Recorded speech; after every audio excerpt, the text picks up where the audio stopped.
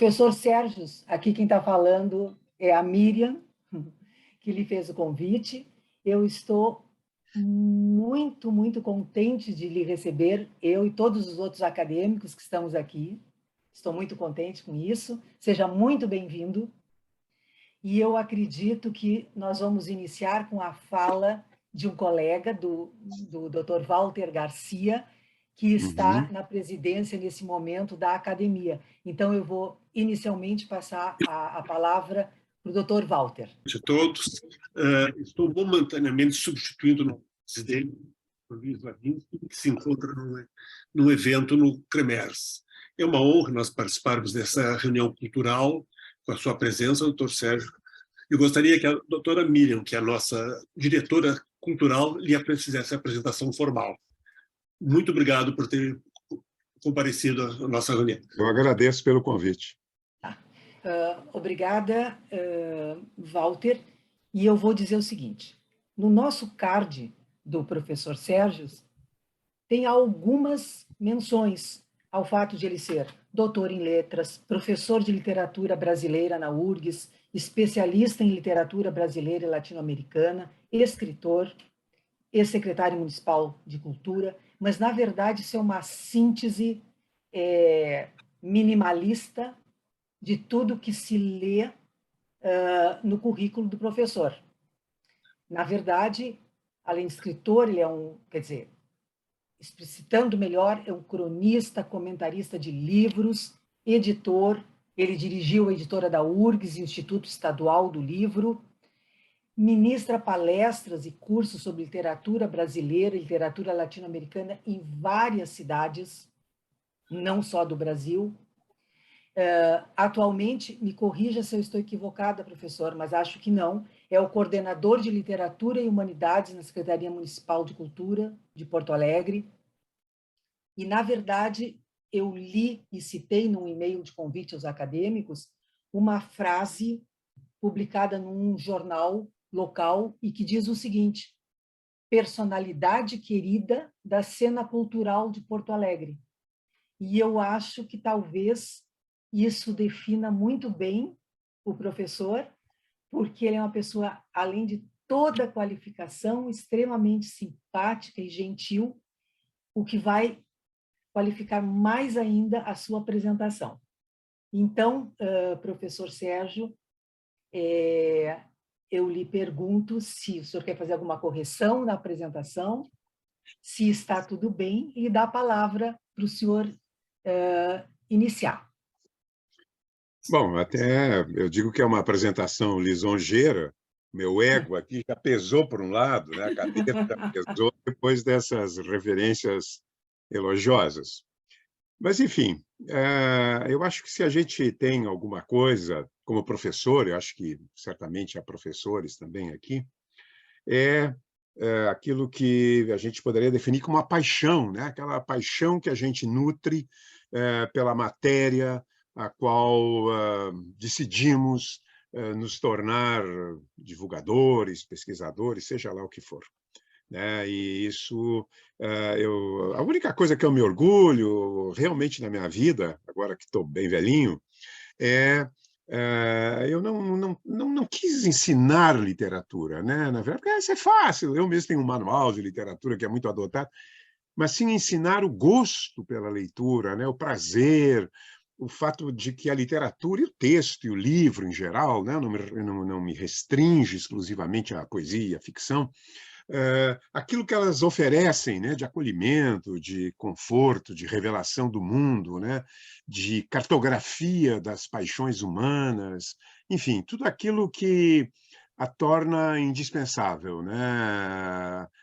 Imagine o que seríamos sem a Ilíada, sem a Bíblia Sagrada, sem o Corão, né? Sem o Manifesto Comunista, sem os livros do Freud, né? Sem, enfim, os livros de todos os pensadores, de Aristóteles, Rousseau, Heidegger, seria um mundo absurdo, né? Seria um mundo terrivelmente vácuo, terrivelmente vazio. Eu tenho uma grande paixão por essa questão da literatura latino-americana, por uma questão de sorte. Eu era garoto, tinha 18 anos, e comecei a viajar para Buenos Aires, muito pobremente, tinha uma linha de ônibus que levava 28 horas para se chegar, não terminava nunca aquela viagem, né? E eu ia com meu irmão, que também é professor de matemática, infelizmente já falecido, e íamos. E eu tenho de Buenos Aires, assim, uma recordação, aquela Buenos Aires, né? Uma Buenos Aires perdida já no tempo, né? Feérica, ela continua feérica, o seu formigueiro humano, ela continua sendo uma grande metrópole, né? Continua tendo livrarias. Eu tenho um filho que mora lá já há algum tempo, ela tem livrarias nos bairros, né? Ela tem uma vida cultural, científica, de pensamento muito intensa, mas agora corroída, né? Deteriorada por uma coisa que não se via nos anos 60, uma pobreza que emerge, né? A Argentina não conseguiu manter, ela chegou a ser a quarta economia do mundo. Mas, enfim, eu estava lá nos anos 60, meados dos anos 60, segunda parte dos anos 60, e encontramos lá uma pessoa, acabamos ficando amigos, eu e meu irmão, de um jovem advogado, muito brilhante, que depois se perdeu um pouco, principalmente a sua esposa entrou num grupo chamado ERP, Exército Revolucionário do Povo, foi morta, e ele se escondeu lá no sul, no fim da Argentina, né, no gelo argentino. Mas ele era muito culto, muito alegre, muito sofisticado, e começou a me falar de autores que eu nunca tinha escutado falar. Por exemplo, Júlio Cortázar. Cortázar não tinha, então, nenhum livro traduzido em português. O Brasil estava de costas para toda a América Latina. Acho que ainda está um pouco, né? Continua um pouco. E ele então começou a me revelar, olha aqui, tem um cara, um dia ele me mostrou, eu tenho até hoje o livro, é um livro hoje, acho que vale alguma coisa, não é a primeira, acho que a terceira edição desse livro aqui, La Ciudad de los Perros, do Mário Vargas Llosa, tradução original em português, é um livro extraordinário, tradução para o português foi Batismo de Fogo, depois a Companhia das Letras traduziu efetivamente como A Cidade e os Cachorros. Dessas coisas, eu acho a primeira tradução melhor, né? A tradução feita por um gaúcho já falecido, Remy Gorga Filho, parece melhor. Então, eu comecei a ver, eu ficava assombrado, eu voltava no ônibus lendo, né? Eu me lembro que um pouco mais tarde, no fim dos 60, voltei lendo, eu quero mostrar até algumas edições aqui, vendo agora, essa aqui é a edição da Academia Real Espanhola, que saiu em 2007, muito bonita, e com muitos artigos, ensaios, dos 100 anos de solidão. Eu nunca tinha ouvido falar de Garcia Marques, ninguém tinha ouvido falar de Garcia Marques, né? Garcia Marques era um desconhecido, eu acho que só a família eu conhecia, ele tinha publicado alguns livros, mas não tinham obtido qualquer tipo de êxito, embora bons, e um deles excepcional. E, de repente, peguei aquilo, eu fiquei assombrado com aquilo, né? Neste momento, aí para o fim dos 60, o Brasil começa a descobrir. Tinha dois autores latino-americanos, eu acho que traduzidos. Um deles era um cubano chamado Alejo Carpentier, que também é um grande escritor, mais traduzido pelo fato de, embora não fosse comunista, ele acabou naquele contexto apoiando Fidel Castro, havia reverências a ele. Fidel Castro nomeou o embaixador na França, e lá ele morreu aí pelos anos 70. Né? Tinha esse livro dele, chamado No Reino desse Mundo, e tinha um livro de um escritor argentino poderoso, dramático, pungente, gótico quase, né? Faz uns melodramas góticos, chamado Ernesto Sábio. Depois tudo eu vou fazer. O meu objetivo hoje com vocês é passar não é dar uma conferência, palestra, nem nada, é passar uma lista de livros que, quando vocês quiserem ler, 35 livros, na verdade foram 34, eu me enganei aqui no número, 34 livros de primeira classe. Teria mais 30, talvez mais, com certeza mais, desse contexto que gerou uma coisa que ficou conhecida como boom. Né? O termo boom foi cunhado por um crítico chileno que vivia na Argentina e que, na verdade, depois se mudou para os Estados Unidos. De alguma maneira, ele foi o primeiro cara que juntou, que deu a ideia que havia um grupo, que havia alguma coisa efervescente na América Latina. Ele publicou um livro na época, isso aqui também é da época, agora saiu até uma edição nova, né? Los Nuestros, onde ele analisava alguns autores, 10 ao total, sem ordem, sem uma coisa meio cronológica, uma coisa meio disso. Os bons autores. Então, tinha lá um velho autor que ganharia o prêmio Nobel, e, sinceramente, não o considero um grande autor, Miguel Ángel Astúrias, é um cara da Guatemala. Tinha lá o Borges, que ninguém ouvira falar, né? E que não era bom falar na Argentina nos círculos jovens e esquerdistas. Eu tinha um professor que me falou, tem que comprar uns livros do Borges. Eu, quem? Borges, né? Borges. E aí eu cheguei lá e perguntei para esse meu amigo, e o Borges? Não, esse não. Escreve muito bem, mas é um reacionário, é um conservador terrível, né? Chamavam os conservadores lá, os antiperonistas, eram chamados de gorilas. É um gorila. Eu, mesmo assim, resolvi comprar o livro dele, até tenho essa edição aqui, depois eu vou mostrar, 1967, 68, voltei com Ficciones do Borges. Eu fiquei perplexo, meu Deus, como é que pode se escrever assim? Como é que alguém pode ter um tal domínio de linguagem, um tal requinte na escrita? Mas esse boom, essa coisa que começou a interessar o mundo, na verdade, uma coisa um pouco confusa, e a tese que eu fiz, como aqui no Brasil não há um trabalho sobre esse assunto, foi tentar pôr em ordem, pôr uma ordem cronológica, tentar entender o que foi isso, o que aconteceu, por que, de repente, isso valeu para os anos 60, 70 e 80, o mundo inteiro se rendeu aos encantos de alguns narradores que, efetivamente, não apenas revolucionaram a literatura dos seus próprios países, mas que criaram uma revolução na literatura universal, no momento em que narrar parecia impossível. O Adorno, depois de ler, ver, constatar o que foram os campos de extermínio dos nazistas, disse, é impossível narrar. Nada mais pode se comparar a isso. Não há narrativa que possa, de alguma maneira, não só registrar o que tenha sentido, porque isso é absurdo. Havia um esgotamento do gênero romance, nesses anos 60, da ficção em geral, e onde vão surgir esses narradores como Garcia Marques, Mário Vargas Llosa, Carlos Fuentes e outros que eu vou me referir. Havia um esgotamento, parecia assim que a literatura havia acabado, o romance acabou. Eu tenho vários livros aqui, o romance morreu. Na Europa se dizia, o romance morreu. Os grandes romancistas do século já tinham sido Joyce, Kafka, claro, era mais do início do século, né? Kafka, Proust, que vem lá do século XIX, mas mesmo os autores, digamos, de 20, 30 para cá, os grandes autores, os autores que tinham algo de novo a dizer, Faulkner, americano, escritor portentoso, morreu na década de 60, Hemingway, deu-se um tiro com uma espingarda de caçar elefante em 1961, Thomas Mann, o principal autor alemão, morrer um pouquinho antes. Hermann Hesse, que não conseguiu ver o sucesso que faria na geração 60, 70, a geração jovem, que o leu com fervor, hoje está um pouco esquecido, até diria bastante esquecido. Hermann Hesse. Ou seja, eu poderia citar outros, e os escritores que faziam sucesso e que logo também morreriam, como, por exemplo, Somerset Maugham.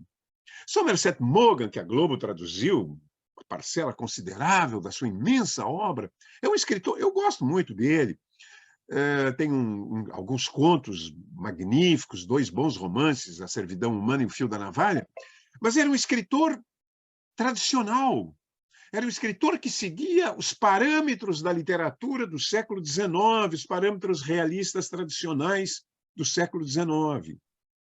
Então, houve um vácuo. Então, se tinha um vácuo. Na América Latina tinha-se um fenômeno histórico que só quem viveu, o doutor Achuti, que eu vejo aí, certamente há de recordar isso, querido doutor Achuti, a Revolução Cubana. A Revolução Cubana significou nos anos 60, representou nos anos 60, a possibilidade, única até então, de construir socialismo com liberdade, pelo menos com liberdade artística, né? Uma vasta simpatia mundial foi, de alguma forma, dirigida à pequena ilha, onde um homem, no começo com 18 outros homens, depois com algumas poucas centenas, pôs abaixo um governo tirânico e iniciou um governo que parecia destinado, e foi durante 20 anos, talvez, um modelo da América Latina, sobremodo para os jovens. Sobremodo para os jovens. Um modelo, inclusive, na forma absolutamente equivocada, eu diria, de tentar derrubar, não governos ditatoriais, mas governos democráticos através da guerrilha, como aconteceu, por exemplo, no Peru, né? E que levou milhares de jovens a uma morte, digamos, penosa, que, enfim, foram levados por essa onda que varria. A ideia de que estava surgindo em Cuba o farol da humanidade. Essa é uma expressão que eu lembro dos anos 60. É o farol, é o novo farol, porque o socialismo à moda soviética, imposto pelos tanques soviéticos nos países limítrofes, mostrara-se um rotundo fracasso, principalmente um rotundo fracasso humanista, principalmente um rotundo fracasso de liberdade de expressão, um rotundo fracasso artístico. Os grandes artistas da União Soviética ou foram mortos ou silenciaram, ou tiveram que compactuar com o stalinismo, pelo menos até meados, quase fim dos anos 50. O Stalin morrera em 1953. Então, Cuba parecia, para a América Latina, essa América Latina pobre, essa América Latina espolhada, eu não gosto desse termo, que me lembra, se parece os anos 60, mas eu vou usá-lo, espolhada pelos Estados Unidos, cujos interesses econômicos sobrepunham-se a qualquer princípio democrático, tanto é que os Estados Unidos apoiou as grandes ditaduras da América Latina. Então, nesse momento, Cuba surgiu com essa luminosidade, as luzes de Havana, as lindas luzes de Havana. Então, havia um movimento que dava à América Latina uma proeminência e um interesse mundial. Havia uma falsa decadência da literatura, mas que na Europa era decadência. Não há um grande escritor na Europa que me recorde agora, nos anos 60. Um escritor do porte dos nossos. Não há um Borges, não há um Vargas Llosa, não há um Garcia Marques na Europa. Os grandes nomes daqui. Depois vão surgir nomes lá na Europa Oriental, principalmente depois da libertação da Tchecoslováquia, da Polônia, começarão a surgir, né, outros nomes, como hoje estão surgindo alguns nomes importantes no continente africano. Havia principalmente um outro dado que era muito significativo. Os anos 50, no mundo inteiro, inclusive nos países atrasados, foram anos de escolarização, foram anos de criação de universidades. Na minha cidade, eu morava aqui perto, Taquara, até 1966, 67, por aí, não havia segundo grau. Não havia segundo grau. Taquara, que era uma cidade, na época, 40, 50 mil habitantes, junto de Porto Alegre. Não havia segundo grau. Então, o que acontecia? As possibilidades eram pequenas, mas, mesmo assim, elas começaram a aparecer. E multidões de jovens vinham do interior para se matricular nas universidades. Tínhamos, então, a URGS, acho que tinha o curso da Católica, acho que tinha a PUC. A Unicinos vai surgir em meados dos anos 60, ainda muito pequenininha. Só mais tarde é que virão outras universidades aqui em Porto Alegre e se espalharão pelo interior. Hoje é um conjunto enorme de universidades. Então começou a surgir um novo público. Um público que vinha, que ninguém na sua família, não sei se alguém aqui, no meu caso, da minha mãe, da minha família, até então, ninguém se formara numa faculdade e era uma família de classe média. Então, digamos assim, os bancos universitários e colegiais, mas sobremodo universitários, se abrem por uma geração nova, uma geração que vai trazer, em função de uma ânsia de mudar de vida, curiosamente nos anos 60, que foram anos muito pródigos economicamente para o mundo, vai trazer a ideia de mudança comportamental, de mudança sexual, de mudança de valores. Serão as famosas rebeliões estudantis que culminarão com maio de 1968. Ou seja, havia um público jovem, fremente, disposto a consumir cultura. Claro que uma parte se restringiu à música. A música era mais direta, era mais simples, era mais fácil, falava sem mediações artísticas, né? Se você pega uma letra de rock, as mediações artísticas geralmente são medianas ou medíocres. Né? É direto, é direto. Te quero, né? Venha me aquecer nesse inverno. Né? Mas havia também um núcleo de jovens desejosos que aspiravam uma espécie de cultura universal, uma espécie de desejo de se achegar, de ingressar na alta cultura. Então, havia um conjunto de fatores. Né?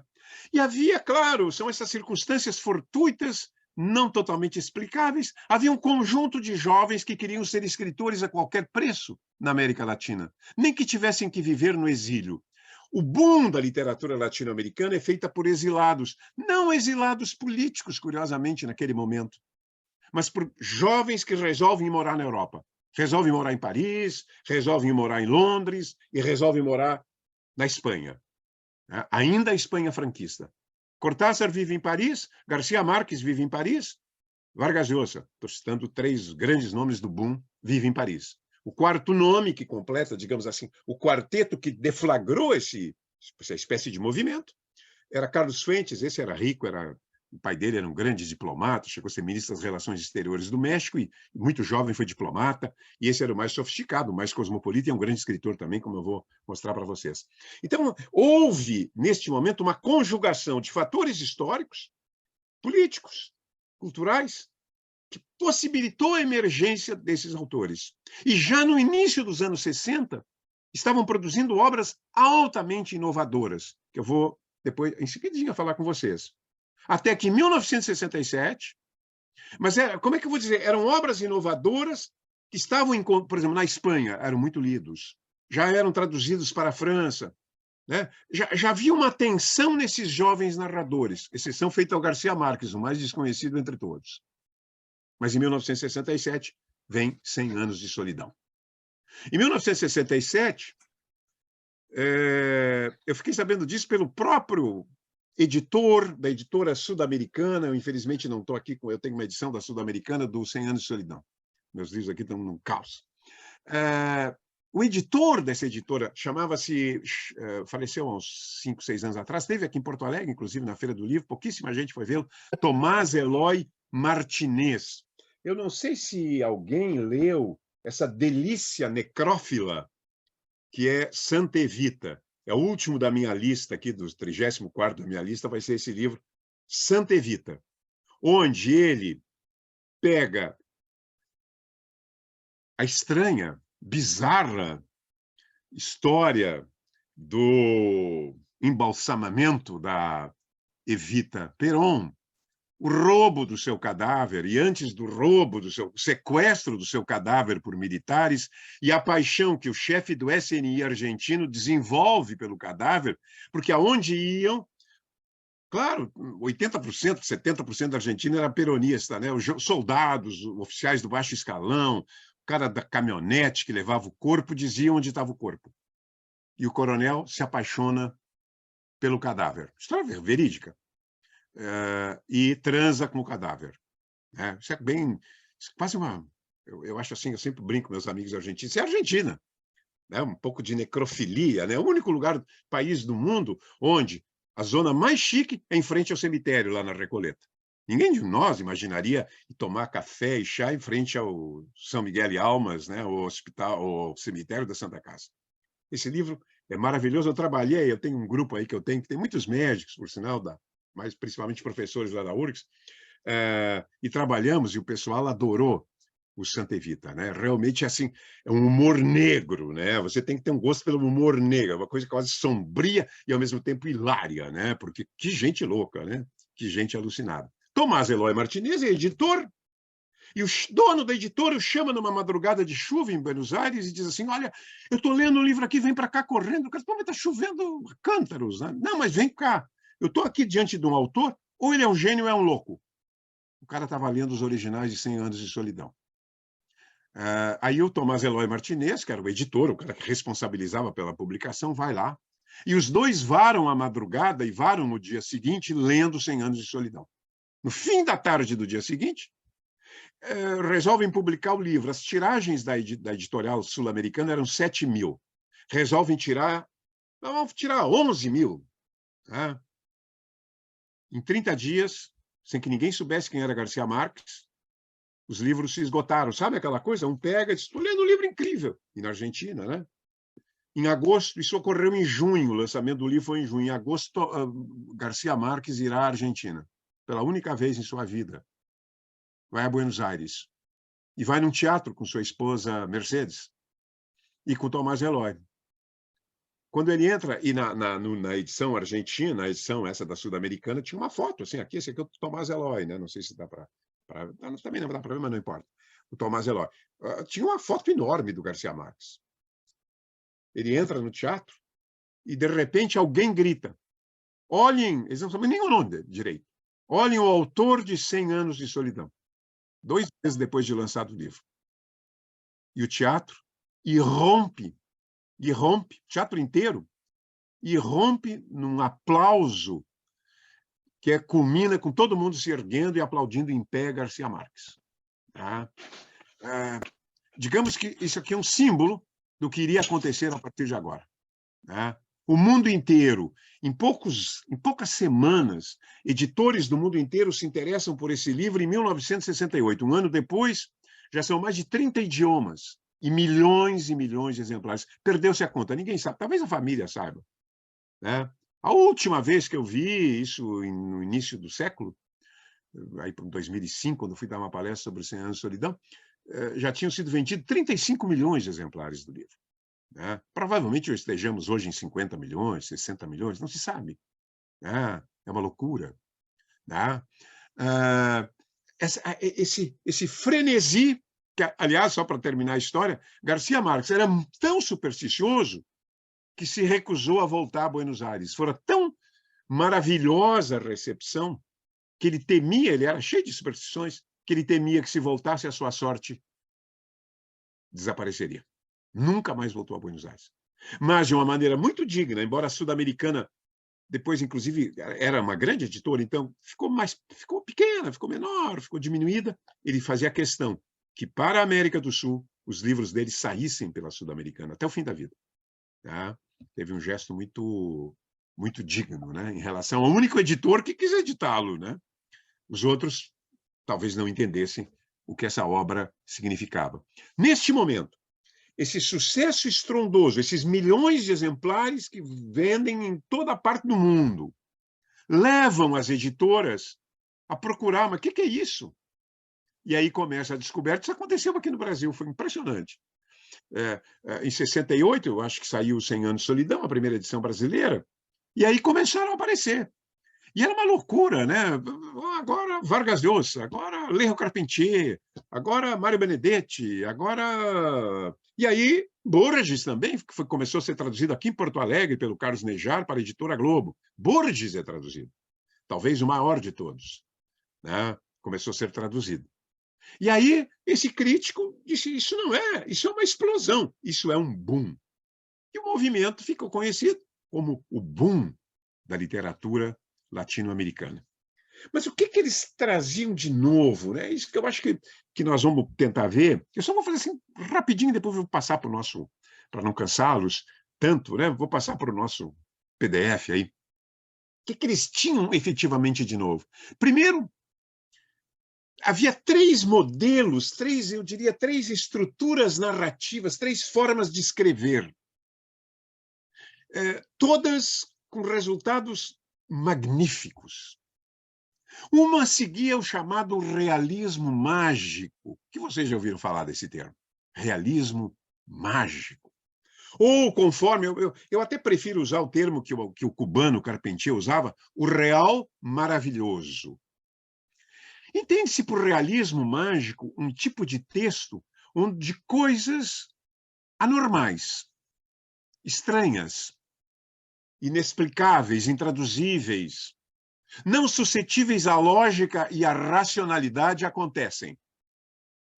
Digamos que agora aqui, como num conto do Poe, eu olhasse para um retrato e os olhos me seguissem. Eu vou para lá, os olhos me seguem, eu vou para cá, me atiro no chão, os olhos baixam para o chão, né? Isso quebra a lógica. A racionalidade, né, esse princípio da racionalidade que domina o Ocidente, sobremodo a partir do século XVIII e XIX, né, sofreu um abalo nesse tipo de literatura porque ela trazia fatos sobrenaturais. Quem leu 100 Anos de Solidão lembra das coisas que acontecem. A menina que sobe aos céus, né? As milhões de borboletas que voam em volta do caixão do Aureliano Buendia, as pestes do esquecimento e da insônia que rondam a cidade mágica, mítica de Macondo. Ou seja, fatos que ultrapassavam toda a nossa compreensão de racionalidade, né? Ou seja, algo que não pode acontecer, o demônio que aparece. No Guimarães Rosa, temos o demônio que aparece, né? O demônio com o qual Reobaldo vai fazer o pacto. Nós não acreditamos em demônio. Nós não acreditamos. A nossa racionalidade impede que tudo aquilo que pareça sobrenatural não nos cause desconfiança. É um truque, é uma ilusão de ótica. Isso também, esse mágico, essa coisa mágica, também acontece, e eu já vou mostrar a diferença, acontece num tipo de literatura chamada a literatura fantástica. Na literatura fantástica também coisas incompreensíveis, inapreensíveis pela razão, ocorrem. Temos a literatura de terror, temos a literatura de vampiros, do Frankenstein, a literatura do improvável, a literatura do aparentemente impossível. E a gente gosta de ler e ver no cinema, tomamos uns bons sustos, às vezes, no cinema, ao lermos essa literatura. Né? Principalmente no século XIX, na Inglaterra, favorecida, eu acho que por aquele clima horroroso da Inglaterra, por aquele frio, e quase como eu diria, não sei se é um protesto, mas nem uma oposição, mas um outro lado daquele mundo cientificista, vocês que estudaram isso no século, estou falando aqui, claro, com cientistas do século XIX, daquele extraordinário progresso científico, extraordinário salto científico que ocorreu, era quase uma espécie assim, epa, o mundo, disse um cientista no século XIX, que agora me escapa o nome, não encerra mais mistérios. E essa gente da literatura fantástica dizia, não, tem mistérios, sim, tem mistérios, tem magias, né? Tem coisas ocultas, tem pulsões subterrâneas ininteligíveis. No entanto, há uma diferença entre realismo mágico, uma diferença substancial entre realismo mágico e o fantástico. Eu me lembro que estava uma vez em Paris e vi uma coisinha lá assim, Stryer, Centauro no Jardim, grande romance do realismo mágico latino-americano. Não era. Era fantástico. O realismo mágico é fácil de entender. Ocorre em civilizações, ocorre em espaços, em povoados, em pueblos, geralmente na zona rural, em pequenas cidades, ainda não permeadas pelo avanço da modernidade racionalista. Se formos agora ao Nordeste, ainda hoje, e se formos assistir, eu assisti tantas vezes procissões de gente andando de joelhos, carregando cruzes, cheios de ex-votos na mão. Né? Eu lembro que uma vez chegar perto de um lugar chamado Carrapicho, eu vi um senhor barbudo, parecia um Antônio Conselheiro lá dos Sertões, com uma cruz de madeira, isso em 1970 e poucos, caminhando, ia chegar numa aldeia, uma cidadezinha assim de nada, aquelas cidades do sertão, Carrapicho. E aí eu digo, ele vai ser vaiado quando chegar lá. Eu estava com o historiador, meu amigo, já também tristemente falecido, Voltaire Schilling. Estávamos nós dois, vai ser. Sentamos na cidade, chegamos de carro, pedimos sei lá, pedimos cerveja, acho eu, para tomar alguma coisa. E nisso chega o Messias, o novo Messias. Eu digo, a garotada vai sair atrás, jogando pedra, fazendo chacota. As pessoas saíram e se ajoelharam diante dele. Ou seja, no mundo pré-moderno, em função do domínio das concepções religiosas e míticas de mundo, isso é real. A minha avó, lá em Taquara, no interior de Taquara, jurava que conhecia, que tinha visto um lobisomem. Nós ríamos, né? Meu irmão ríamos, às escondidas, né? Ríamos, porque ela era uma velhinha autoritária. Ríamos, mas ela vira um lobisomem. E vira. Porque o seu mundo era anterior a esse mundo onde tudo que tem sentido é aquilo que é verificável, aquilo que é analisável, aquilo que se enquadra no nosso contexto racionalista, ocidental, moderno. Falar desses mundos mortos, desses mundos em extinção, porque são mundos em extinção.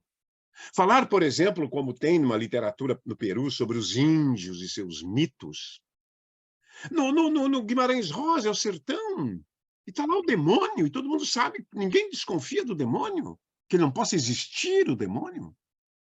Ninguém em Macondo estranha quando começa o sangue, eu não me lembro agora qual é o sangue de personagem que vai e segue pela rua até entrar numa casa. Lembra dessa cena, 100 anos de solidão? Ninguém, o cara, a peste da insônia, ninguém mais dorme na cidade. Isso é um absurdo para nós. Neste mundo é normal. Então, o ponto de vista do narrador nesses livros é adesão plena à inocência, digamos, desses povos, onde o arbitrário, o irreal, são povos que vivem sob a tutela do sobrenatural. Né? Que vivem sob a tutela do sobrenatural. Ainda temos isso. Né? Mas em resíduos, residualmente. Né? Se disserem para nós, eu vi aí a Mãe d'Água, ou vi o Caipora ali na esquina, nós vamos dar gargalhada. Tá, para, tchau. Né? Esse mundo acabou, ou está acabando. E é sobre esse mundo que nasce 100 anos de solidão. É sobre esse mundo que nasce um livro maravilhoso do mexicano, um pouquinho dificilzinho, assim, porque ele é um pouco complicado tecnicamente, chamado Juan Rulfo, Pedro Páramo. Estou aqui com a edição, é uma ediçãozinha bonitinha da Espanha. Pedro Páramo é um mexicano. O cara, a mãe diz assim, você vai lá no seu pai pedir o que ele nos deve. E ele vai para uma cidade chamada Comala. E aí encontra o pai, encontra a gente, começa a se dar conta que encontra gente morta. Penetrou no mundo dos mortos. O romance é um mergulho no mundo dos mortos. Para quem conhece o México e aquele cultivo que há da morte no México, está bem, de alguma forma, adequado. Né? É um livro belíssimo. Né? No romance que eu não botei aí, Garabombo, o Invisível, o índio vai à cidade. Ninguém olha para ele, vai numa repartição pública para ser atendido. Não atendem nem a nós, brancos, né? Vão atender o pobre do índio. Ele fica sentado, aí volta no outro dia, senta no banco. Conclusão dele, ele é invisível. Ele volta para sua tribo e diz, eu sou invisível. E vai comandar uma rebelião indígena contra as grandes minas de extração lá no Peru, a conclusão de que todo mundo, ele não era visto. Ele caminhava e as pessoas não o viam, porque ele é invisível. Tá? Então, é deste mundo que se extrai. É um mundo, portanto, natural. Para essas pessoas, o mundo é natural. É natural. Ninguém questiona, porque faz parte da sua consciência mítica sacral de mundo, cuja base é um pensamento mítico, em geral, religioso. Esse é o chamado realismo mágico, que tem muitas expressões na literatura da América Latina, mas a maior de todas, as duas maiores de todas, as três maiores de todas, são Pedro Páramo, esse aí, 100 anos de solidão e Grande Sertão Veredas. Por isso eles tiveram que botar um brasileiro, porque quando eles resolveram teorizar, já nos fins dos 60, início dos 70, grande romance latino-americano, Vargas Llosa, Carlos Fuentes, não pode ser hispano-americano, é a América Latina toda. E aí eles descobrem, já tinham descoberto em 66, Grande Sertão Veredas. Imediatamente o livro é traduzido para o espanhol. E é um sucesso na Espanha. Hoje há várias edições, várias traduções. Livro dificílimo. Se alguém já tentou ler, leu, se leu ou não. Em geral, as pessoas param na página 20. Tem que ir até a página 50 ou 60. Depois, é o maior romance brasileiro, para mim, de todos os tempos. É extraordinário. Mas, nesse instante, quando já estamos ali no finzinho dos 60 para os 70, o mundo está rendido. O mundo se rendeu. Esta é a literatura. Esta é a literatura que veio para salvar a literatura. Então, tinha o realismo mágico. O que é o fantástico? O fantástico é o seguinte: apareceu um fantasma agora aqui, bateu na janela. É assustador, é opressivo, mas é estranho. No realismo mágico, no real maravilhoso, um fantasma não é estranho. Faz parte da cultura, existe. Como existe o demônio, como existem aparições religiosas da Virgem, sei lá de mais quem. Porque essa é a sua consciência.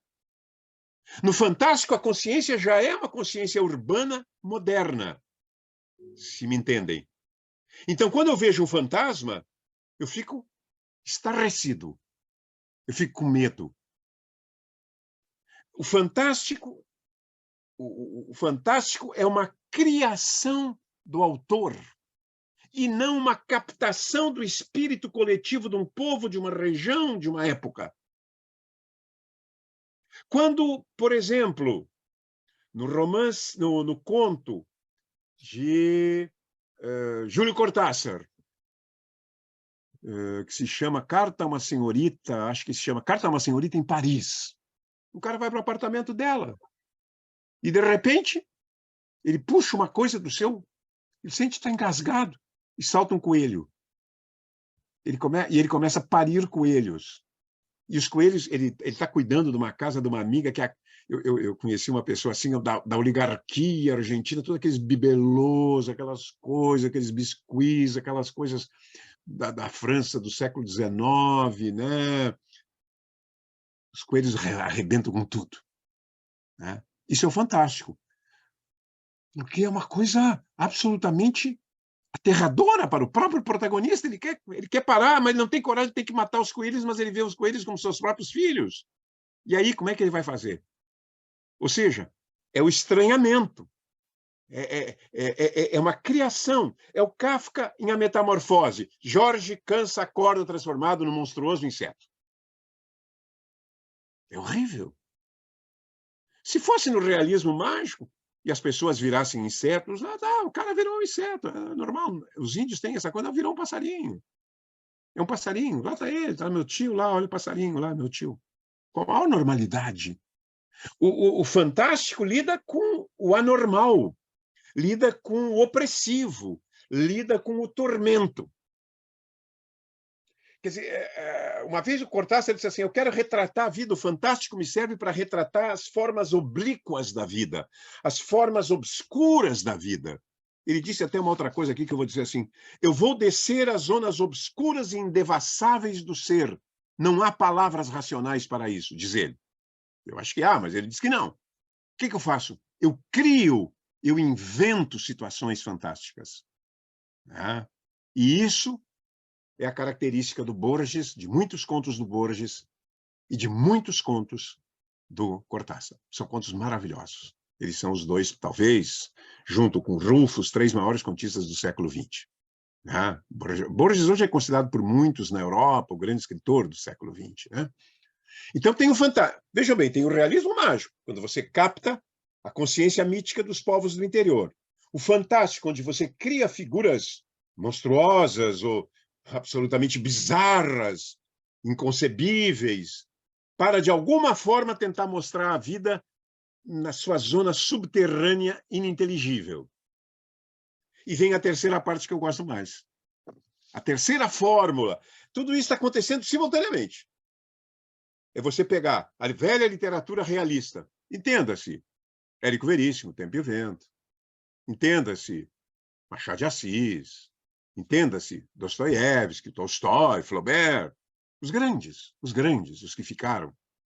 Pegar a velha literatura realista, a partir do princípio da literatura realista, que é Quando eu escrevo um romance realista, eu quero criar um mundo, eu quero erguer um mundo, eu quero pôr um mundo em pé. Eu quero que todos compreendam que aquilo ali é um simulacro quase que perfeito do real. O escritor de romances, especialmente, é um competidor de Deus. O mundo que está aí não presta, porque está faltando o meu mundo. Ele é incompleto, ele é inconcluso. Eu preciso acrescentar o meu mundo. E aí eu escrevo o meu mundo. E eu preciso fazer com que a obra dê essa impressão de abrangência, de largueza, de vastidão, a tal ponto que, ao lê-la, o leitor perca-se e chega à conclusão de que aquilo ali é a própria vida. Um simulacro exato da existência. Eu agora, quinta-feira, vou falar de um escritor gaúcho que tinha uma imaginação criadora prodigiosa, mas era muito rápido, um pouco... Eu fui muito amigo dele. Tentei várias vezes falar isso. Ele disse, não, eu vou morrer cedo. Ele sabia que ia morrer cedo. Relativamente cedo. Josué Guimarães. Ele tem um romance que eu vou falar, Camilo Mortágua. É uma história maravilhosa, mal escrita, com lugares comuns, com personagens que estão sobrando, mas é maravilhosa. Você entra naquele mundo, você vibra com aquele mundo. Você não larga, não quer largar aquele livro, apesar de não estar cheio de imperfeições. Então, a ambição desses escritores realistas da América Latina, eu vou citar principalmente o próprio Garcia Marques, porque assim como ele tem o realismo mágico, ele tem livros realistas. O Amor nos Tempos do Cólera, né? Que na verdade é quase um livro romântico. Um primor. Esse aqui, se vocês não leram ainda nada da literatura latino-americana, comecem por esse. É um primor. Isso aqui é um primor, isso aqui é uma obra-prima. Aqui eu vou botar aqui. O coronel não tem quem... Quer dizer, aqui, como é que foi traduzido? Ninguém escreve ao coronel. Aqui, em espanhol, o coronel não tem quem lhe escreva. Isso aqui é um primor, isso aqui é uma obra-prima. Como é possível você escrever uma coisa assim aqui nesse formatinho de bolso, 80 páginas? Como é que você faz isso? Mas esses escritores, então, estão dotados dessa ambição. Como é que configura? Você tem que fazer um painel social, você tem que criar uma anatomia histórica, social, da vida social, tem que imiscuir a vida privada, fazer a vida privada, isto é, a vida dos protagonistas, a vida dos personagens, se relacionarem, serem afetadas de alguma maneira pelo sistema, pela engrenagem social ou histórica. Mas isso não basta, isso é que faziam os realistas.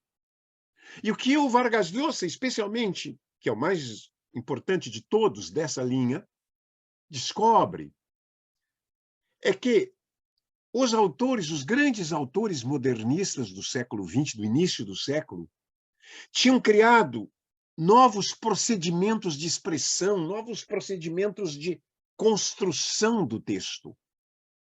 Por exemplo, em vez de ter um narrador único, onisciente, aquele que narra em terceira pessoa, o João, o fulano, a Mariazinha, dá a voz para o João, dá a voz para a Mariazinha, dá a voz. Cria uma espécie de polifonia narrativa.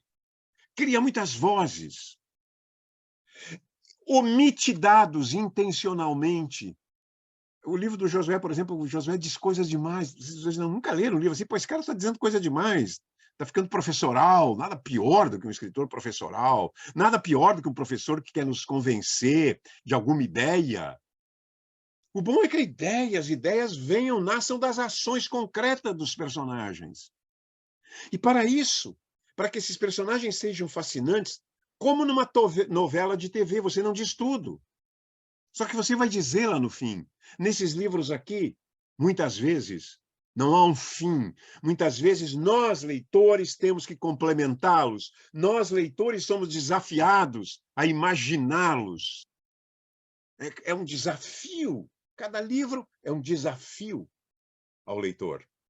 E cheio de surpresas e invenções técnicas. Nesse romance, que eu disse para vocês que é maravilhoso, já estou perdido aqui no meio dos livros, mas eu vou procurá-lo e vou achá-lo, do Garcia Marques. Do Garcia Marques, não, do nosso amigo Vargas Llosa. Tem um romance, é aquele que eu mostrei para vocês, La Ciudad de los Perros, onde tem um personagem, um narrador que você não sabe quem é. Vai até o fim. Você não sabe quem é. São 3 ou 4 narradores falando, e você logo identifica. Esse você não sabe, não sabemos. Porque ele mostra só a sua juventude, a sua adolescência, fora de um colégio militar. O romance todo se passa num colégio militar duríssimo, brutalíssimo, violentíssimo, que era o Colégio Leôncio Prado. Ele aqui em Porto Alegre, eu tive a chance de apresentá-lo e fiquei falando com ele, assim, chegou uma hora antes para ficar ali e tal. E eu perguntei algumas coisas, falei do colégio, e ele me disse até hoje ele, velho, então, 2010, estaria com 73 anos. Ele disse o seguinte: até hoje, às vezes, nos domingos, quando eu lembro que tem que voltar para o internato, porque era um internato militar, eu sinto uma angústia terrível dentro de mim. Tá? E tem um personagem que nós não sabemos quem é. Quando, no final, nós identificamos o personagem, muda a nossa perspectiva sobre outros personagens e sobre o próprio. Compreende? No final? Mas é um choque, não é uma coisa absurda. É um choque persuasivo, claro. Por isso, isso, por isso, isso. Há uma sequência lógica na construção desse personagem. São livros, nesse sentido, absolutamente fascinantes, absolutamente envolventes. Então, são os 3. Esse eu chamaria de realismo sincrético, porque é um realismo modernizado. É um realismo que tem monólogo interior, é um realismo que não diz tudo dos personagens, omite, que tem jogos temporais, jogos espaciais, mas perfeitamente compreensível, não é algo absurdamente incompreensível. Eu vou pegar para vocês, com vocês, a minha listinha aqui, não vai dar para ver todos, são 34 livros, eu vou sublinhar. Eu vou fazer o seguinte, eu vou sublinhar, se vocês fossem, onde eu quero ler a literatura latino-americana? A melhor do mundo. A melhor, que foi feita no pós-1930. É a melhor. Tá? Não à toa, vários. O Garcia Marques ganhou um justo prêmio Nobel, o Vargas Llosa recebeu um justo prêmio Nobel, o Carlos Fuentes tinha que ter recebido, não recebeu, o Cortázar tinha que ter recebido, e o maior injustiçado de todos, o Borges, que tinha que ter recebido. Borges tinha que ter recebido. Ninguém escreve como ele. Hoje ele é reconhecido mundialmente. Eu amo o Borges, mas eu prefiro ler o Garcia Marques e o Llosa, porque dá uma impressão mais vívida da existência humana. O Borges é um escritor extraordinariamente reflexivo, brilhantemente imaginativo, mas para mim, falta às vezes um pouco de sangue, né? Falta um pouco de vivência direta, de imperfeição. Ele é um escritor tão perfeito, por demais perfeito, que você sente... Faltou um pouquinho de imperfeição no Borges, mas é um grande escritor. Eu vou passar agora, vamos passar essa lista, eu vou mandar depois essa lista para vocês. Não se arrependerão, garanto, fazer tipo camelô ali da frente da rodoviária, né? Da ferroviária, quando havia. Não se arrependerão. Né? Me agradecerão. Deixa eu ver aqui, estou botando o Spotify aqui. Preciso compartilhar agora? Preciso botar de novo no compartilhar? Sim. Tá. Compartilhar. Botei aqui. Opa, não era aqui, errei. Aqui. Agora apareceu? Entrou. Tá. Eu vou fazer uma decisão 34, não tem mais tempo. Eu vou falar de alguns. Esse aqui. Eu dei uma aula sobre esse livro esses dias. Eu juro que eu tinha vontade de chorar. Me controlei, né? Eu ia fazer fiasco na frente de alunos. Né? Pela 10ª vez eu trabalhava esse livro, li esse livro. Ele é de uma beleza extraordinária. Coronel, no final do livro, não tem mais nada. Nem para comer. E a mulher, ele tem que vender um galo, ele não quer vender o galo. Quem lê o livro vai entender por que ele não quer vender o galo. E a mulher pergunta, mas o que nós vamos comer agora? Um velho que está esperando uma aposentadoria que nunca vem, porque ele lutou na Guerra Civil e prometeram, na Guerra Civil do início do século, e prometeram uma... Alguém leu esse livro aí? Vocês chegaram a ler? Prometeram para ele uma pensão. E a mulher pergunta. E a resposta do coronel é... Opa, já está caindo minhas capas aqui, tá difícil arrumar hoje uns bons encadernadores de livros.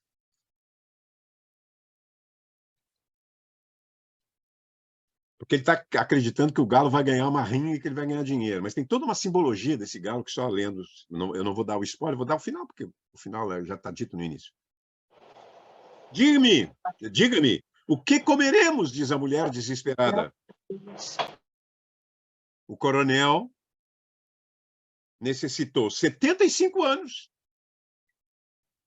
Os 75 anos de sua vida, minuto a minuto, para chegar a este instante. Se sentiu puro, explícito, invencível no momento de responder: vamos comer merda. E termina o romance assim, quer dizer, vamos resistir. Se precisa comer merda, comeremos merda. Tá? É belíssimo, é belíssimo. Esse aí, para introduzir a literatura latino-americana. 100 Anos de Solidão, eu acho que vocês já leram, se não leram. Tem que ler com um pouquinho assim de... Não pode parar muito, não pode ser aquela leitura. Eu vou ler 10 páginas hoje, 5 amanhã, porque é uma multidão de buendias que podem nos perder, né? Na edição, acho que brasileira, nessa espanhola, tem um gráfico da família, para a gente olhar de vez em quando, se não ler meio em 2, 3 assentadas. É para ler assim, numas férias imediatas, né? É um livro de 400 páginas. O Borges, que não gostava de romance, Borges não tinha simpatia, nunca escreveu um romance, ele leu 100 anos assim, bem que podia ser 50 anos de solidão.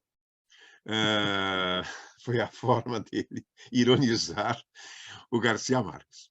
Outra obra-prima, meu Deus, isso é uma coisa espantosa. Crônica de uma Morte Anunciada. Esse cara... Crônica de uma Morte Anunciada. Já me perdi aqui. Não sei se alguém leu Crônica de uma Morte Anunciada. Né? É uma obra espetacular. Eu vou assim, até aqui não é o spoiler, é só um crime de honra que todos, inclusive os assassinos, tentam evitar. Mas que as circunstâncias e o destino, algo em que o escritor sempre acreditou. Como um dos maiores escritores do século XX pode ser um supersticioso, ele acreditava em destino. Ele tinha a mesma coisa do Roberto Carlos, com certas cores, sabe? O Roberto Carlos, ninguém pode usar marrons quando ele lá entrar de marrom no seu camarim. Né? Mas o Roberto Carlos tudo bem, é uma pessoa assim, um bom criador, um bom compositor, mas é uma pessoa sem muita cultura, né? O Garcia Marques tinha vasta cultura, mas é totalmente supersticioso. É belíssimo. Esse foi um dos livros que teve uma das maiores tiragens iniciais no mundo. Ele saiu com 1 milhão de exemplares, tá? Em espanhol. Né? Não conta aí outras línguas. Né? Em espanhol saiu com 1 milhão de exemplares. Vendeu tudo assim em poucos meses. Para aqueles que aqui são velhinhos, como eu, esse livro é emocionante. É de um amor da maturidade, um amor da velhice. Né? Eu até me pediram, eu vou fazer um ciclo agora, estou montando ainda, pensando em escolher 10 livros de amor, os 10 romances de amor a partir do século XIX. Quais são os 10 romances de amor melhores, né? Mais tocantes, mais profundos, que criam, que inventam um tipo de amor. Chegam a inventar o amor, por exemplo, se você vai ler o Goethe, Os Sofrimentos do Werther, você vê que o Goethe inventou um tipo de amor que perdura, de certa maneira, até certo ponto, até hoje no Ocidente. Né? O amor romântico, o amor exclusivo, o amor único da vida, o grande amor. E aquela ideia do grande amor, do grande amor. É um romance que se passa numa pequena cidade, então pequena cidade, Cartagena, média, né? Média para pequena, e enfrenta as interdições sociais, e enfrenta o problema, que é um problema do amor entre as pessoas já idosas. Parece mal visto na sociedade, como se fosse quase uma afronta, como se fosse vergonhoso. Aqui nós temos um filme muito lindo do Cacá Diegues, de Chuvas de Verão, antes até do livro do Garcia Marques, sobre o amor na maturidade, mas bem maturidade mesmo. Já leram aí? Quem é que já leu aí? Sim. Miriam, já leste, não? Está sem som, Miriam. A Miriam está sem som. Agora sim. Refere ao amor nos tempos do cólera? É, Não, não li. tem que ler. Tem que ler. É demais. É demais. Eu já li. Já leu? Quem? Sérgio? Falou Não, Sérgio? Paulo Prates, eu já li. Ah, e aí? Ah, uma maravilha, uma maravilha. No final, quando pergunta até quando nós vamos ficar nesse vai, vem, e ele diz para sempre, né? É uma maravilha. Reparasse, ao mesmo final do Coronel, ele esperou não sei quantos anos para dizer, ele repete o final do Coronel com outra coisa, outro assunto, outro tema, com outras palavras.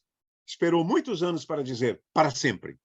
Para sempre. Peste, cólera, né, os cadáveres. Essa eu achei muito boa, né? Para sempre. Para sempre. É belíssimo, né? Belíssimo. Tem para quem quiser também uma alternativa para você começar a conhecer o Garcia Marques, é Viver para Contá-lo, é a sua biografia, a sua autobiografia. Mentirosa, os escritores mentem muito nas suas biografias, não dá para acreditar. O Garcia Marques era um notável mentiroso, mente o tempo inteiro. Tem um biógrafo dele que desmente as coisas que ele dizia a respeito da sua própria vida, da sua própria obra. Mas é muito linda essa autobiografia, uma das mais lindas autobiografias. Eu agora li, nesse fim de semana, li numa vez só, assim, 3 horas, um livro que o filho do Garcia Marques conta da morte da mãe e a morte do pai, principalmente a morte do pai. O pai morreu com Alzheimer, totalmente ignorante do mundo, insciente do mundo. Lembram, quem leu 100 Anos de Solidão, A Peste da Insônia? Peste do Esquecimento.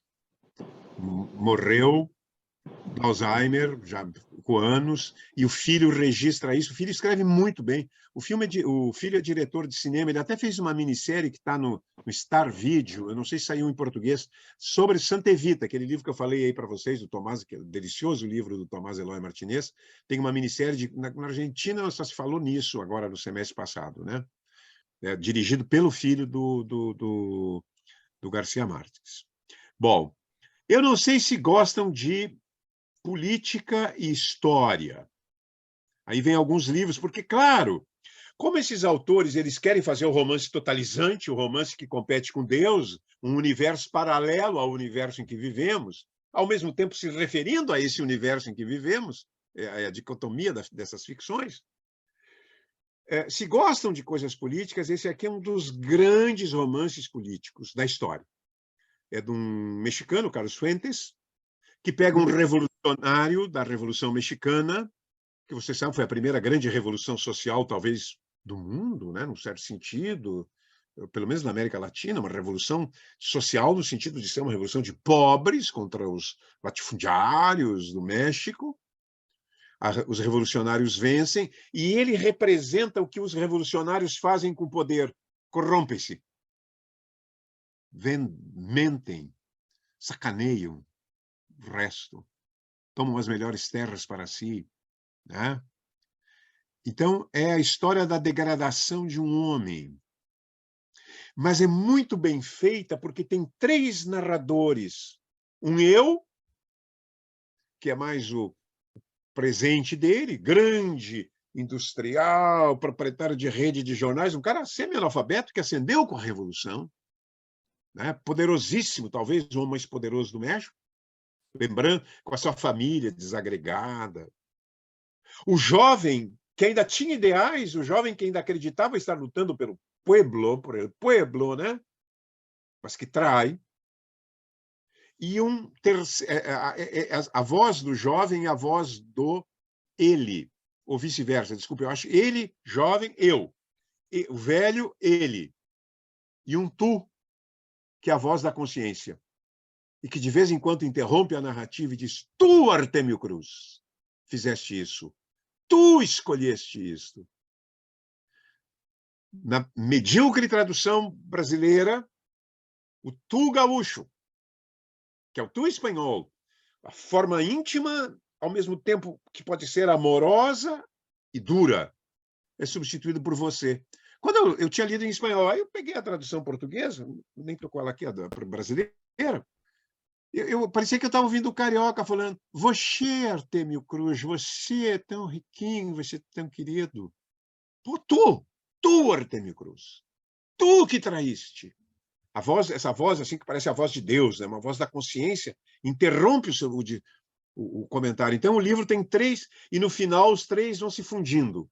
O eu, o ele e o tu, os 3 Artêmio Cruz. Ah, que genial como técnica.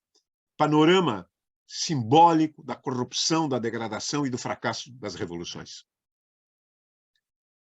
Aura, para quem quiser comer, vou acabar indicando todos, eu vou abreviar, mas Aura tem na LPM um livrinho de 60 páginas, é a melhor novela fantástica do século XX. Um rapaz, mal de grana, que sabe muito bem francês, vê um anúncio no jornal e procura um tradutor para a obra de um defunto que deixou lá para traduzir do francês para o espanhol, agora não me lembro se do espanhol para o francês, acho que é do francês para o espanhol. E ele entra num daqueles casarões, quem conhece a cidade do México, ali a parte central, tem uns casarões, né? Tem uns bairros lá que eu não me lembro o nome, tem um casarão. Ele entra no casarão e vai encontrar lá dentro uma velha, carcomida, que tem uma neta jovem e sensual. E aí se processa um jogo entre vida e morte. Toda a narrativa em tu. Tu! Nome do rapaz, agora me escapa. Tu, fulano. Tu. Não tem ele. Não tem eu. É tu. Tu entras nessa porta. Tu ouves.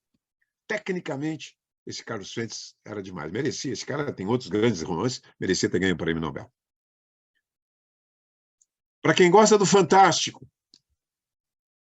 dessa coisa assim meio opressiva, meio aterrorizante, não nos aterroriza, mas mostra os desvãos, os locais sórdidos e secretos da intimidade humana. Bestiário, de Júlio Cortázar. Muito bom para ler. Muito bom, muito bom. Meus alunos adoram. Acho que o conto que os meus alunos que eu falo mais gostam chama-se A Casa Tomada. Não sei se alguém já leu A Casa Tomada. Na Argentina tem vários livros sobre a Casa Tomada. Várias interpretações. Uns dizem... são 2 irmãos. Há uma leve, vaga sugestão de uma relação incestuosa. São da elite, não fazem nada. O cara só lê literatura francesa e a irmã tricoteia. E ruídos estranhos estão na casa e pouco a pouco a casa vai sendo tomada. Aí cabe ao leitor decifrar o que tomou a casa. No filme Linha Clara, Sérgio. Hã? Oh, tu estás aí, Nilson? Mas eu já estou aí desde o começo, Tiveto. Eu não vi todos aqui. Nilson, nós conseguimos fazer o Vargas Llosa dizer que beleza de história, porque lembrando aquela história dos fins dos 70, em Lajado, tu, um jovem médico e um jovem professor, fui dar uma palestra lá, e tu e um outro médico, que eu não me lembro quem era, queriam falar de literatura. Eu terminei às 11 horas, ia sair o ônibus às 11h15, aí vocês disseram, tem ônibus às 2h30. Só jovem fazia isso. Eu digo, não, eu fico, vamos falar de literatura, assim, eu não conhecia vocês. Vamos falar ficamos falando, né? Eu nunca esqueci, isso foi uma das histórias da minha vida, o que é a paixão pelo livro, né? Obrigado por estar aí, Nilson. O Nilson é um excelente escritor e um grande apaixonado pela literatura latino-americana. Conhece tudo a literatura latino-americana. Bom, vamos voltar, vou passando ligeirinho, porque eu já estou aqui 7h11, eu vou agora pegar assim, tá, já indiquei uns. Aqui é um dos meus autores preferidos. Cara, é bom. Tem umas posturas políticas, às vezes discutíveis e tal, mas o Nilson conheceu ele, né? Um sujeito de uma elegância, de uma simpatia, de um carisma, né? Extraordinário. Aí vocês vão dizer, mas, Sérgio, o que eu começo a ler? Tá, eu vou dar o seguinte, o que eu acho um romance para começar. Eu tenho um colega de faculdade, ele é professor de matemática. Ele nunca leu livro nenhum na vida, só de matemática. Os livros do Papi, aqueles caras lá da matemática. E aí, eles, eu quero começar a ler. Aí eu dei 2 ou 3 livros. Me dá uma coisa mais... Dei uns contos, né? Eu digo, eu vou te dar um romance. Eu não sei se tu vai aguentar, são 600 páginas. 700. Ele leu em menos de um mês e me disse, meu Deus, é incrível esse romance. A Cidade dos Cachorros, não é? Todos são grandes romances. Esses romances ele ganhou o Prêmio Nobel. É um dos grandes romances, grandes romancistas do século, um dos maiores. É este aqui, não sei, aí claro que tu leste, Nilson, Guerra do Fim do Mundo, 1981. Ele leu Os Sertões, o nosso Sertões, do Euclides da Cunha, ele leu Os Sertões e ficou fissurado pelo livro. Ficou impactado pelo livro. E veio para o Brasil. Veio para o Brasil. Eu agora fiquei em dúvida se eu coloquei certo essa data. Eu estou achando, não sei por que, será 81?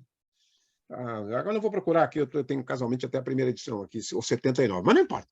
Ele vem para o Brasil, vai para a Bahia, o Jorge Amado o recebe, a Nelly da Pinhon, que estava morando por lá, também o recebe, e ele passa uns meses na Bahia, vai a Canudos, onde deu-se, né, o conflito, a Guerra de Canudos, claro, consegue falar com velhinhas, principalmente mulheres velhas, que eram meninas em Canudos, em 1895, quando o Arraial foi... Não, desculpe, foi em 96 que o Arraial foi destruído, ou 97, agora já estou ficando velhinho e com problemas de datas. Mas que tinham lá 80 anos. Lá no Nordeste, no sertão, a gente encontra pessoas com 100 anos, quer dizer, são as pessoas geneticamente superiores, né, para aguentar aquela horror, aquela miséria, aquela pobreza, aquela fome, mas resistem, tem pessoas de 100 anos. Ele fala com elas, entrevista, vai aos Estados Unidos, pesquisa na biblioteca de Washington, jornais da época, jornais do mundo inteiro, e escreve, em cima dos sertões, A Guerra do Fim do Mundo. Eu não tenho dúvida em colocá-lo como um dos 10 romances que eu li na minha vida definitivos. Não tenho dúvida, colocaria esse com tranquilidade os 10 grandes romances. O inimigo do Vargas Llosa era inimigo porque uma discussão literária. Literatura tem uns caras meio doidinhos, né? Eles brigaram por uma bobagem absurda, que um afirmava que existem demônios interiores e o outro dizia que isso era idealismo romântico e não existe demônios, existe subjetividade, por uma questão de terminologia. Não se falaram mais. Quando saiu A Guerra do Fim do Mundo, Ângel Rama, que era o maior crítico, foi o maior crítico literário do boom latino-americano, disse: A Guerra do Fim do Mundo é a guerra e paz da América Latina. Eu tenho esse artigo. Obra-prima do fanatismo artístico. É extraordinário. Não tem alguns problemas, digamos assim, para iniciantes do Vargas Llosa, que ele é complexo, ele tem estruturas narrativas muito sofisticadas, e que às vezes a gente... Né? Aqui não, é um romance... Ele diz assim, não, para escrever sobre o século XIX, eu vou fazer um romance tradicional. É um romance que não faz feio perante os grandes romances jamais escritos. Se vocês quiserem ler, né? Faço o repto, lanço o desafio, né? Se não lerem e não gostarem... Nilson, você leu esse A Guerra do Fim do Mundo? Sim, Sérgio. Isso aí nós lemos tudo, desde aquela década de 80. Não fala a década, Nilson, não fala, não precisa citar a década. Vamos lá, sabe aí. Tudo isso aí faz parte, né, da nossa história. Formação. Da nossa formação. Então, essa é a minha recomendação. Esse aqui é um outro poderoso, A Festa do Bode. O escritor Javier Cercas, que teve aqui até eu tive a honra de apresentá-lo, eu escrevi uma vez um artigo sobre a obra dele. O Javier Cercas, assim, para mim, o melhor romance publicado em espanhol no século XXI foi A Festa do Bode, La Fiesta del Chivo, sobre o ditador, aquele Rafael Trujillo, né, que infelicitou a vida um criminoso, atroz. Né? Eu vou passando aqui. Agora a Miriam, essa é uma homenagem à Miriam. Porque há uma acusação que o Boom era machista. Porque, vejam bem, agora no livro 19, no número 19, eu ponho a Clarice, que não era enquadrada no Boom. Esse cara aqui, do Los Nuestros, ele disse assim, eu não conhecia, porque senão eu teria escrito sobre ela. Clarice Lispector era conhecida, inclusive, mal conhecida no Brasil. Era motivo de preconceito. A literatura dela era muito subjetivista, muito intimista, é uma grande literatura, mas era alvo de preconceito. Lá não chegou a ser preconceito. Eu perguntei se o Lhosa conhecia, ele não conhecia Clarice Lispector. né? Ela teria sido uma autora. Claro que alguém vai dizer, mas ela não fazia esses painéis, ela não fazia esses gigantescos afrescos da sociedade como fazem os autores. Ela é uma autora, né, que realmente capta a subjetividade feminina no momento em que as mulheres começam a ousar, a ter o direito de se expressar, né? Não é uma autora feminista estrito sensu, não haverá, digamos assim, proclamações, né, na sua obra. Eu indiquei o conto Os Laços de Família, são contos primorosos, primorosos, mas hoje eu a incluiria no geral. Clarice hoje é muito lida no mundo. No mundo. Hoje, tirando Jorge Amado e tirando Paulo Coelho, que já decaiu bastante, ela é a autora brasileira mais lida. O autor, junto com Jorge Amado, e também muito lido no exterior, eu sei, em vários países, especialmente na Europa e na América Latina, Rubem Fonseca, muito lido, influenciando já autores. Tomás Eloy Martinez de Santa Evita tem um longo artigo sobre Rubem Fonseca, e Padura, que esteve aqui em Porto Alegre há 3, 4 anos atrás, eu até o entrevistei, ele me disse que o Rubem Fonseca o influenciara decisivamente. Aí, os maestros anteriores, que a gente não sabia, depois é que tu começa a procurar, mas aonde? Ah, esses caras já escreviam. Borges. Esse é, como eu digo, qualquer um desses livros aqui, que eu botei 3 livros, ficções, El Aleph, Forme de Brody, são...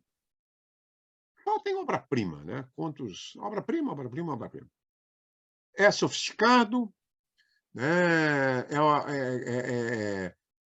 Num certo sentido, é literatura sobre a literatura. Nunca ninguém escreveu sobre a ficção, sobre a literatura como ele, né? Talvez realmente seja o maior escritor do século XX, né? Então, qualquer um, El Aleph, ficções em forma de Brode. Rulfo. Chão em Chamas. Para mim, o melhor livro de contos do mundo, porque só tem conto genial, só tem obra-prima, é uma loucura. Esse cara merecia apanhar por fazer sua obra-prima. A gente quer escrever um conto, se lê isso aqui, não escreve mais. El llano en llamas, como diriam aqui os argentinos, el llama, né? Llamas. Foi traduzido originalmente como Planalto em Chamas, agora a tradução é O Chão em Chamas, uma boa tradução. Só contos do México árido, seco, cada um absolutamente melhor do que o outro. Isso aqui realmente... Rulfo hoje também é um mito, né? Um escritor mítico. No mundo inteiro é apreciado, lido no mundo inteiro. E os seus contos são uma porta de ingresso. Aliás, o mundo dele se compõe de 2 livros, quer dizer, uma porta de ingresso e já de saída, quase, né? Não escreveu mais, ele é alcoolista. Os pais dele foram assassinados numa daquelas... Porque não, a Revolução Mexicana, a Revolução Craseado, a Revolução Mexicana, sucederam-se uma série de revoltas e mini e micro-revoluções no México. O México é uma loucura, né? E na revolta dos cristeiros, que eu vi lá, mataram o seu pai e sua mãe. Aí ele vagou pelo mundo. Excepcional. Botando aqui para ganhar tempo. Opa, errei aqui, botei 57 contos, é 47 contos. Esse cara eu queria ter conhecido. Era um cara mal-humorado, bêbado, fumante. Quer dizer, todas as... né, humilhou a pobre, uma grande... para mim, a maior poeta do Uruguai, Ideia Vilarinho, era apaixonada por ele. Ele meio que humilhou, largou-a, voltou para ela. Ela tem um dos poemas mais lindos da América Latina de amor, é dela para o Onetti. E Onetti era um tipo bizarro também. Mas os seus contos, os romances eu não sou tão fanático, seus contos são excepcionais, só que são difíceis. Eu vou dizer, são tortuosos, estilo tortuoso, estilo complicado, a linguagem complicada, muitos pontos de vista. Mas se tu entra nesse mundo, cada conto desses, cada um desses 47 contos, só um permitiria que ele ingressasse, eu vou exagerar um pouquinho, na história da literatura mundial. Olha o que eu estou dizendo. É uruguaio, bizarro uruguaio. Carlos Fuentes foi visitá-lo em Madrid, onde ele estava exilado. Ele não se interessava muito por política, mas foi preso e depois exilado. Houve uma pressão mundial, ele foi solto, foi mandado para Madrid, foi solto, foi para Madrid. Carlos Fuentes visita, ele sai de pijama pela rua, estava tomando café da manhã, o café da manhã ele já tomava um uísque, comia umas coisinhas lá. Sai de pijama para a rua, atravessa a rua 3 quadras e vai tomar café, o segundo café da manhã, com a amante que ele levou para Madrid, com a anuência da esposa. Né? Então, aí ficou lá de pijama. Imagina Madrid, que na época não era uma cidade muito liberal, né? Pelo contrário. Aí ele volta de pijama, uma figura absolutamente desatinada. Né? Mas que escritor! Que escritor. Às vezes os maus caráteres também são grandes escritores. Não é que ele fosse mau caráter, ele era meio bizarro mesmo. Esse aqui. O Túnel. Leiam o Túnel, vocês vão querer ler sobre Heróis e Tumbas. Ele tem 3 romances, o terceiro não é bom. O Túnel é assim um troço neurótico. Ele é um escritor meio, eu diria, meio gótico, né? Um mundo de sombras excessivas, de crimes, de incestos. É uma espécie de Faulkner argentino, né? Com muita violência, mas uma violência não é tanto assim, não é aquela violência descrita minuciosamente no caso do Rubem Fonseca, é a violência sugerida. Se já leram o Túnel, acho que confirmarão. Eu dei uma palestra sobre o Túnel lá do Ling, lotou uns anos atrás. Né? O pessoal tinha um fãs aí do Sábato. Te incluis entre os fãs do Sábato, Nilson? Sérgio, esse o Túnel, para mim, tem um dos melhores, aquele negócio dos melhores inícios de narrativas, né? Que a gente muitas vezes procura e recorre lá uns 10 romances, assim, tipo o Kafka, né? Essa coisa, eu sou fulano de tal, sé que matou Maria Iribarne, né? É uma coisa mais ou menos assim. E aí o começo já te impacta. Diz, pô, mas como que o cara matou essa mulher? Tá? E assim vai, né? Esse aí, né? Não, aqui nós temos, foi bom tu colocar isso dos inícios, há inícios absolutamente... Saiu até um ensaio de um escritor, um bom escritor espanhol, Antônio Munhoz Molina. O impressionante, o ensaio chamava, o impressionante eram os seus inícios prodigiosos, né? Seus começos prodigiosos. Né? Olha o começo do 100 Anos de Solidão. Né? É absurdo. Aquele começo é absurdo. É extraordinário. O começo, até hoje, acho que é o começo mais famoso. Conversa na Catedral. Santiago Zavala andando pelas ruas de Lima e se pergunta: em que momento se rodeou o Peru? Em que momento se fudeu o Peru? No começo, na América Hispânica, todo mundo sabe isso aí, é referência, e usam essa referência em outras circunstâncias, em que momento o Peru se fudeu? E é ele, em que momento eu me fudi. Santiago Zavalita, jornalista frustrado, romance sobre a ditadura do Manuel Odría no Peru. Esse Túnel, muito boa lembrança. Me lembrança também esses... tem o começo também do Rufo. Quem gosta de história? Eu amo história. Então, o Século das Luzes é outro, assim, é como a morte de Artêmio Cruz. Mas eu ainda acho melhor o Século das Luzes. É o romance sobre a desintegração da Revolução, do fracasso da Revolução.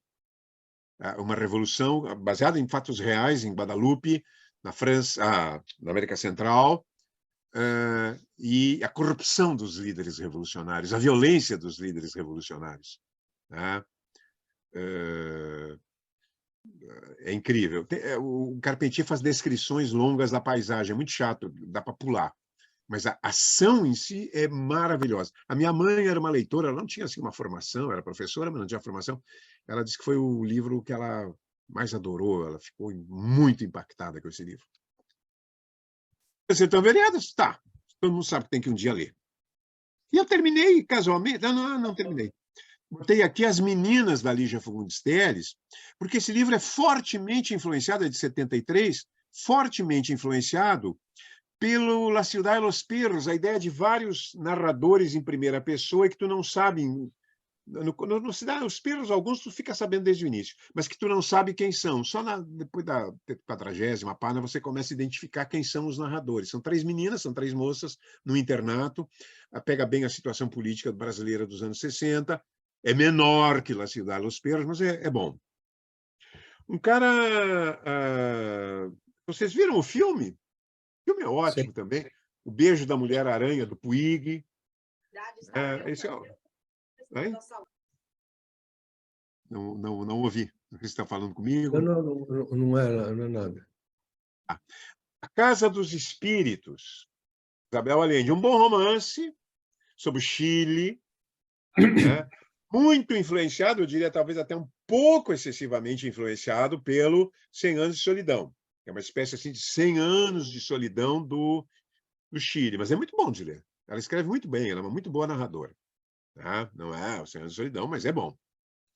Santa Evita, enfim, para fechar, que eu gosto demais desse romance, né?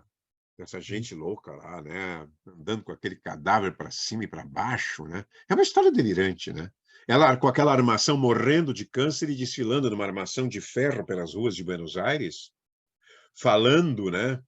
Já sem voz quase, falando arengando para a massa e a massa gritando evita, evita, evita.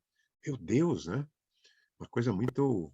Parecia assim quase uma referência àquelas lideranças populistas dos anos iniciais, do Mussolini, do Hitler.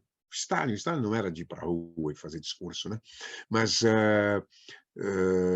e que até hoje perdura, né? Na história da Argentina está profundamente marcada por isso aí. Lá na Argentina tem que se cuidar para falar da Santa Evita. Fico à disposição de vocês.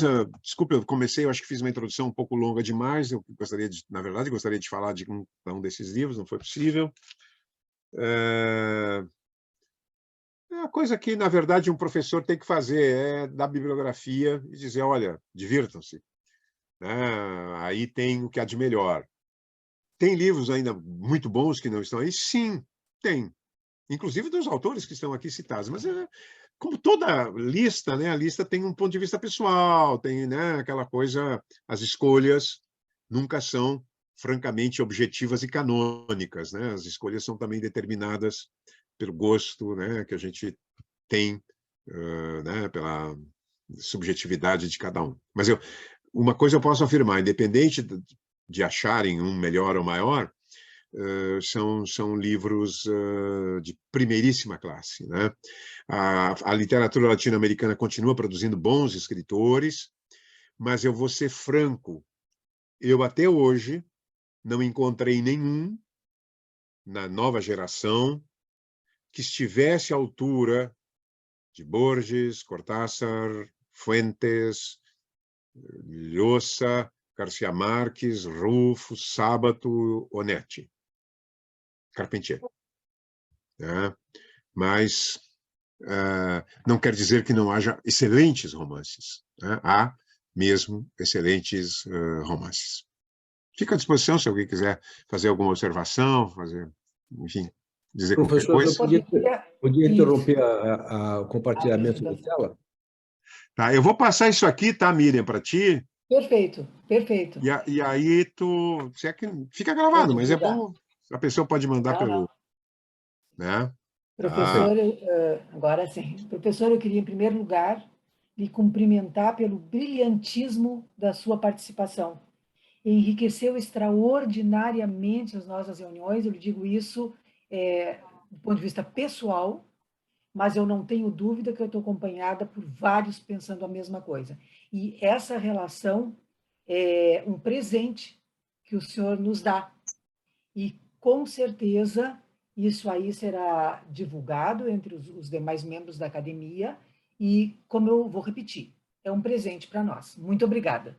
Eu gostaria de abrir a palavra para alguma... Infelizmente, nós vamos ter que ter participações muito breves, devido ao horário, mas eu gostaria de ouvir manifestações.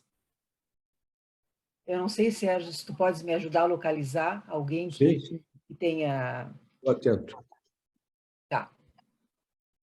De qualquer modo, vários parabenizaram o professor Sérgio no chat, e talvez alguns se sintam um pouco, até como eu, me incluo encabeçando a lista, um pouco intimidados de fazer algum comentário específico por razões óbvias, não é? Mas então, assim... Só para abrir os comentários, né, e incentivar os demais colegas, eu queria elogiar a aula, professor, que foi uma síntese das mais brilhantes que eu já ouvi, né? E o senhor fez um percurso, como o próprio título da conferência anunciava, da maior qualidade sobre a literatura latino-americana, né? Eu acho que naquele famoso complexo de vira-latas, né, nós, latino-americanos, não valorizamos adequadamente a nossa literatura, né? E precisamos ouvir de europeus, né, o valor do Mário Vargas Llosa, do Gabriel Garcia Marques, para aí, então, assumir o que a gente tinha achado já na primeira leitura, né?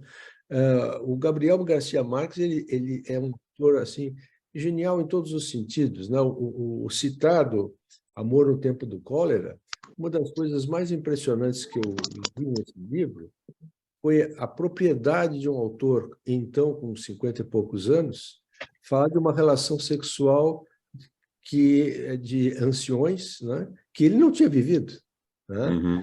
Então, realmente é uma coisa assim preciosa, e em boa hora o senhor fez um merecido destaque à nossa vilipendiada literatura.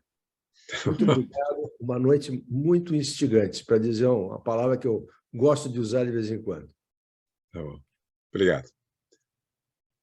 O professor Sérgio, da licença, Rogério, muito rapidamente, já que surgiu aí essa nossa ligação literária muito antiga, né? Dos tempos do boom, né? Que essa palavra para nós era exatamente como ele explicou aí. É uma pessoa que eu sou dos seus discípulos mais ardorosos, né? Mais fiéis há muitas décadas, né? Frequentemente a gente conversa, nem tanto quanto deveria, e essa apresentação dele nada melhor do que tudo que ele apresentou a gente poderia acrescentar.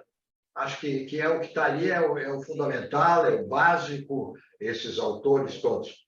Talvez, Sérgio, para pensar na tua lista, só para acrescentar mais um país, né, se for o caso, seria o Paraguai, né? Sim, mas estava na minha lista, eu cortei hoje. Eu cortei 15 livros hoje.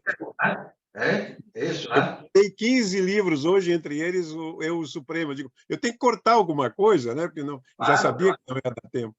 O Eu Supremo é um grande romance. Só para dizer que tem mais um país, né? Tem outros.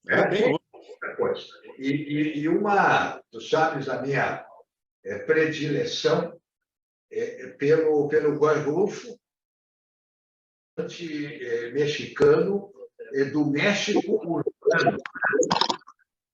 do México rural, né? O Fue, México urbano, e o Juan Rulfo, do México urbano. Não sei se foi tu mesmo que disseste, de um texto, de uma narrativa fantástica, porque ela fica à beira do lugar comum. Tá? Ela é muito simples, ela é descritiva, etc., mas é muito difícil escrever assim. Outro cai no lugar comum, como se diz, né? Habitualmente. Então, o Juan Rulfo, para mim, assim, tem um destaque muito especial. Mas era só para dar uma palavra aí de satisfação por viver assim tão bem, né? Dizendo-se um velho, etc. Não tem nada disso, está em plena atividade cultural. Tá bem. Leandro, precisa ligar o teu vídeo. Oi, eu queria, Sérgio, obrigado. Eu queria... Bom, professor Sérgio, parabéns, obrigado. Tá? Não vou chover no molhado, todo mundo está extremamente feliz e assim, instigado pela palestra, pelos comentários. Eu tinha uma pergunta, na verdade, que não é necessariamente sobre livro, mas nessa lista toda, obviamente vários autores reconhecidos, a gente basicamente não ouve, não tem tantos nomes com este grau de destaque em literatura brasileira. E o reconhecimento internacional também não parece ser o mesmo que a gente tem para outras literaturas hispano-americanas. O senhor acha que isso é um problema na educação, isso é um problema na própria linguagem? Talvez a gente não consiga escrever com o mesmo grau de culturalidade, mas assim, sempre me instigou um pouco isso. Por que a gente tem menos destaque nessa parte específica do que tem outras questões de arte? Né? Uma pergunta. Esse cara aqui, esse que foi o primeiro cara a escrever, que de certa maneira acabou criando o cânone do boom, assim, aleatoriamente, é um grande crítico, e depois sumiu, e agora voltou, reapareceu um tempo atrás, aí, velho já, nunca foi para os Estados Unidos, virou um professor lá, nunca escreveu mais nada. Ele diz do Guimarães Rosa, e ele é muito bom crítico, ele diz assim, Grande Sertão Veredas é o maior romance do século XX. Escreve aqui, é o maior romance do século XX.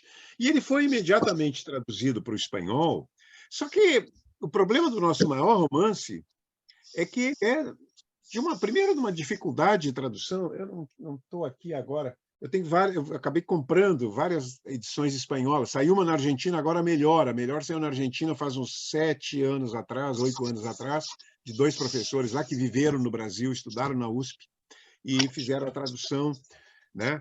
O problema é a tradução, porque o Guimarães Rosa, o problema é a tradução, mas ele é um escritor que tem um reconhecimento internacional de alto grau, mas não é muito lido, porque não é nem no Brasil, né? Na verdade, as pessoas às vezes compram o Grande Sertão Veredas. Nós tínhamos, eu até escrevi uma vez que, comparado, tira-se o Guimarães Rosa, na poesia não, na poesia nós tínhamos nomes que a América Hispânica não tinha. A América Hispânica não tem um Drummond. Mas nós tínhamos... Tirando o Guimarães Rosa, nós não tínhamos assim como cotejar, porque a mim, jovem, que já conhecia bem a literatura brasileira, já dava aula de literatura brasileira, quando eu li esses caras, eu ficava assim, meu Deus! Tinha encontrado Tabajara Ruas, que também era dessa época, o escritor Tabajara Ruas, ele dizia, cada vez era uma surpresa. Sim, cada vez era uma surpresa, cada vez eu voltava de Buenos Aires, e o cara me dizia, agora tu vai ler. E outros que eu não coloquei aqui, porque tem outros escritores bons, agora esses aqui são excepcionais. Eu acho que, no entanto, a tua pergunta tem uma resposta. O português, ao contrário do espanhol, é uma língua, embora tenha 210 milhões aqui de pessoas que poderiam, em tese, né, ler, é uma língua de um país com muito... Analfabetismo até reduziu, esse censo vai dar menos de 10%. Mas ocorre que a maioria dos alfabetizados não tem condições de ler um livro, né? Não tem a funcionalidade da leitura. Portugal é população do Rio Grande do Sul. Enquanto que o mundo hispânico, eu não vou dizer que isso, né? O mundo hispânico é um mundo, em primeiro lugar, que tem uma tradição de leitura, que tem uma tradição de universidade. Buenos Aires tinha universidade, Lima tinha universidade, México tinha universidade, desde o século XVIII. A nossa primeira veio aqui, né, nesse século, já século XX. Né? Quer dizer, a Argentina praticamente liquidou o analfabetismo por volta dos anos 30, 40. Pouquíssimos analfabetos nessas alturas. O Uruguai não tinha mais analfabetos. Tem toda uma circunstância, mas o espanhol tem a vantagem. Tu publica, Tu publica num país pequeno como o Uruguai, mas tu tem do lado a Argentina, e tu sobe, vai para o Paraguai, vai e chega na Espanha. Um país com 50 milhões de habitantes, com grande número de leitores. A leitura é muito efervescente hoje na Espanha. A Espanha, talvez, proporcionalmente à sua população, seja o país onde há uma maior efervescência cultural e literária, né?